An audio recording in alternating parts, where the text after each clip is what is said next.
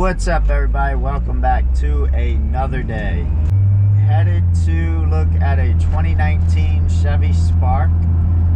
It has an overheating issue, and he also wants a tune-up, but obviously we're going to address the overheating issue first. And his heater control knob is kind of acting funky, so we're going to look at that as well.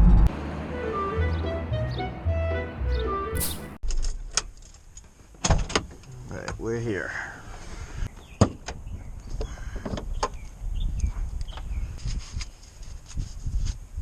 Looks like we got coolant in it. Looks like we got oil in it. Start it up and see what we got going on. That's the problem with the knob there. And it feels like it's cable driven. Definitely cable driven. You see that? It goes to the defrost. Bop, right back here. That's awesome. So we're gonna pop these out, get behind there, and see if we can straighten out that cable. So I don't see a check engine light on. I'm running the vehicle to see if it's going to run hot or not. I'll hook my scan tool up to it, see if I can read the coolant temperature, because they don't have a gauge on this car. It's probably one of those cars that just dang at you when it runs hot, which is crazy. Trying to get the heater hoses. Got 92 on that one, 94, 93. Even amount of heat coming out these vents right now. Definitely got coolant flow. Our heater hoses are the same temperature, and I don't see where we're losing coolant. So far the only issue I'm finding is that this knob doesn't work very well. Let's see if our AC works. Yeah, our AC's working. So we have AC, we have heat. So it's been running a minute, and so far I'm not convinced it has an overheating issue. I mean, both our heater hoses are the same temp, so that means our coolant's flowing, which I've already knew that because the heater's working. Coolant level is exactly where it needs to be. I don't see any leaks. Engine's definitely not overheating. We're gonna address this issue. There's a cable back here that controls this, so we're gonna pop these two trim pieces off and see if we can straighten that cable out. Get some progress.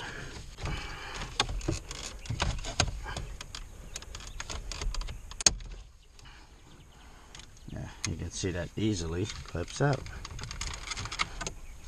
You're right. And we got tiny nuts here. And we can get this piece out the way. These little tabs here. There we go. And more tiny bolts. So I can kind of feel the cable. Can't really see it, but I can feel it.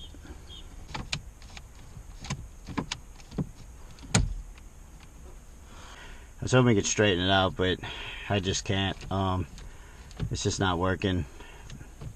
So we're gonna need to get the cable for this. So I don't even know if I can get that part. I'm gonna have to find out. Let's see if I can find it. But if I can't get the part, then there's not gonna be able to do this repair. But I'm gonna do my best to try to find it. Oh, this is a pain in the butt. There we go. Now we should be able to go in. The thing he mentioned was he wanted a tune-up. I think because he hasn't had one in a while, so just want to pull one of the plugs and see what it looks like. Definitely doesn't misfire or anything, though. It runs really good. Right, so no leaks. That's good. Tiny car, tiny plug.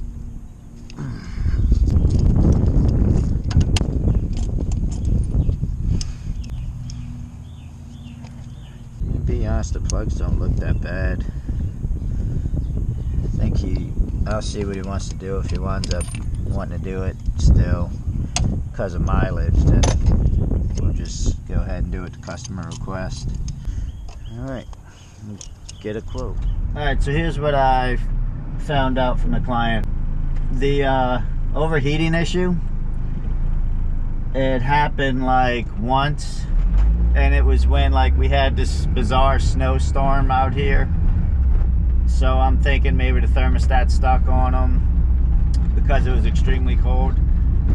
But we don't get that kind of weather out here usually, and it happened once, so I'm really not concerned about it overheating again. I think that's going to be fine. The cable issue with the AC, for whatever reason, I can't get just the cable. You know, I can't get the parts. So if I look it up through the dealer, they want to sell the whole control head with all the cables. So I just recommended them for the dealer for that. Like, it's just too much of a headache to deal with. Realistically, it just needs a cable, and you can't just buy a cable. And I just think that's stupid. But sometimes that is what it is. And I don't want to take half the dash apart in the man's driveway just to change that out. So if I had a shop, I definitely would. I'd just order it from the dealer and tackle it myself. But doing a job that huge in someone's driveway, I'm just not a fan of it. We did sell a tune-up. The car runs fine. The only reason we're doing a tune-up is as a preventative maintenance type of deal. It has 90,000 miles on the vehicle and it's never had a tune-up.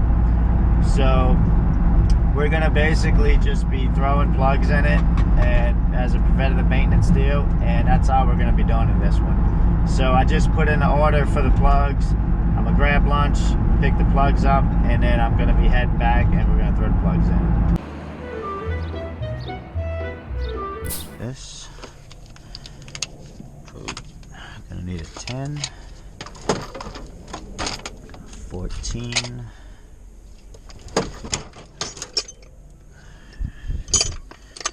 extension, ratchet,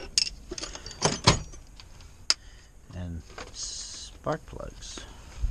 And this is how you do a tune-up. First, remove the oil cover, then remove the engine cover. Remove all 4 of your ignition coils. Remove the ignition coils. Check out your boots, make sure your boots are good and not torn, and remove your spark plugs.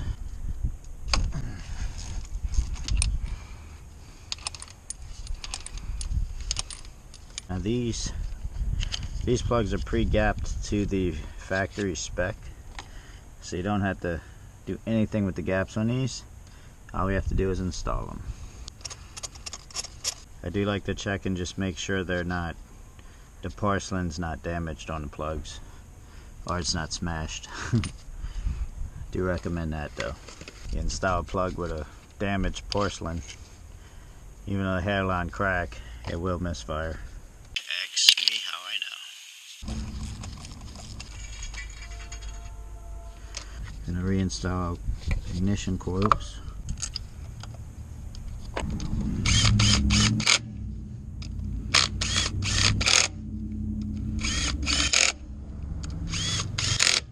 Alright, our ignition coils are all back installed. Now we install engine cover. And that's how you do a tune-up. Woo! Alright guys, we have 2 more to go look at today. I'm probably only going to film 1 more. And it's actually that Toyota Sequoia that you saw in a previous video.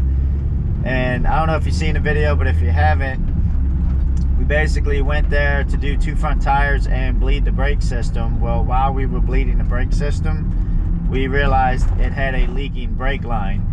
Now the brake line was caused by a previous accident from the factory ball joint snapping off the vehicle while he was driving, which is a whole nother story. We redid the front end since then, but I didn't film it when I did the front end.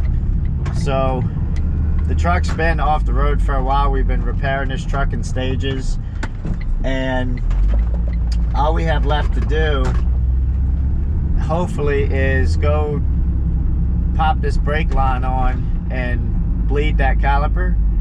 And I'm thinking we might be able to actually move this truck today and drive it. So that's our goal plan for this afternoon.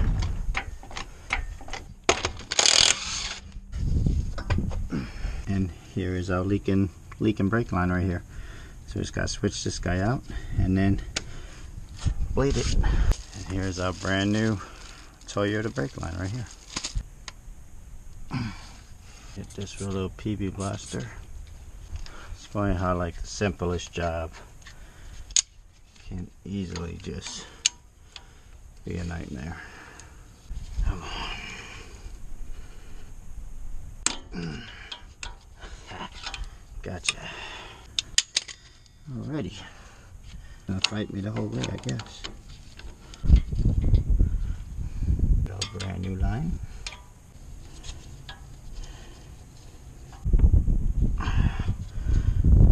Guy's tight. So it's some in there. Didn't go completely dry.